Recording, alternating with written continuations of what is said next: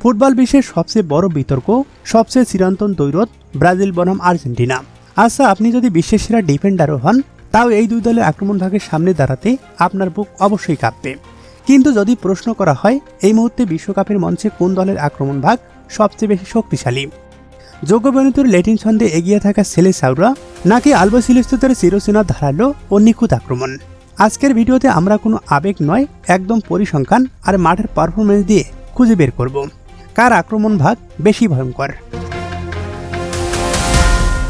প্রথমে আসা যাক হেক্সা মিশনের খোঁজে থাকা ব্রাজিলের কথায়। ব্রাজিলের আক্রমণ ভাগের মূল শক্তি হলো তাদের গতি, স্কিল এবং তারুণ্যের উন্মাদনা।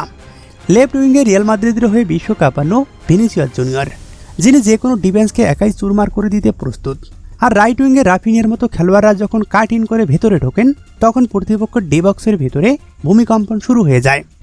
ব্রাজিলের সবচেয়ে বড় সুবিধা হলো তাদের ব্রেঞ্চ স্টান বা বিকল্প খেলোয়াড়। মূল একাদশের কেউ ফর্মে না থাকলে ব্রেঞ্চ থেকে যখন গ্যাব্রিয়েল মার্টিনেল্লি এবং এনরিকের মতো তরুণ তুর্কিরা মাঠে নামে, তখন প্রতিপক্ষের ডিফেন্ডাররা ক্লান্ত হয়ে পড়ে।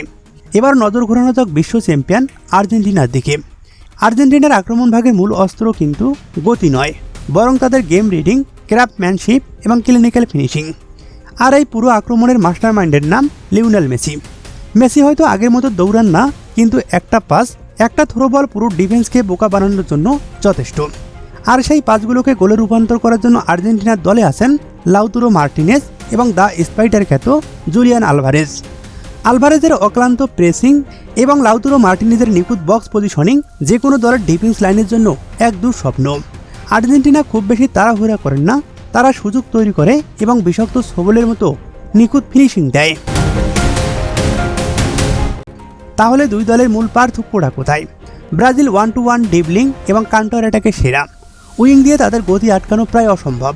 অপরদিকে আর্জেন্টিনা তাদের বোঝাপড়া এবং টেকটিক্যাল ম্যাচুরিটি চমৎকার। মেসির অ্যাসিস্ট করার ক্ষমতা এবং বক্সের ভেতরে ফরওয়ার্ডদের ফিনিশিং রেট অসাধারণ। সহজ কথায়, ব্রাজিলের আক্রমণ যদি হয় একটি ক্ষিপ্র গতির ঝড়, তবে আর্জেন্টিনার আক্রমণ হলো একটি পরিকল্পিত দাবা খেলা।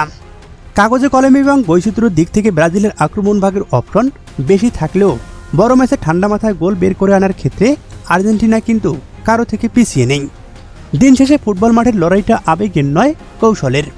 আপনার কি মনে হয় এই দুই পরাশক্তির মধ্যে কোন দলের আক্রমণ ভাগকে আপনি এক নম্বরে রাখবেন? ভিনিসিয়াস নেইমারের ব্রাজিল নাকি মেসি আলভারেজের আর্জেন্টিনা?